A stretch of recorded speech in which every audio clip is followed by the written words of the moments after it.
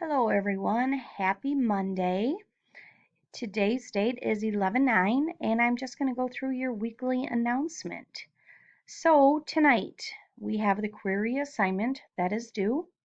Next week is going to be a busy week. You have the QIO assignment, which is either a graded paper or a PowerPoint.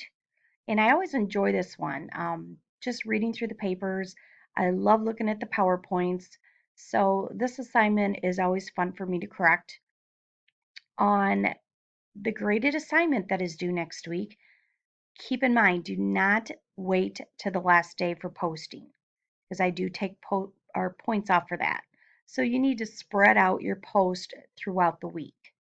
So and then 11/23, we get into the health records assignment in lesson 13. We have an inpatient auditing assignment that's due 11/30. That will be the Monday after Thanksgiving. Opening today, lesson 15. And something else that everybody's been wondering, I've had students ask me, the final project. The details for the final project will open this Wednesday, 11/11. So hopefully get a good start at that. We are starting to wrap up the semester. We don't have a lot of weeks left.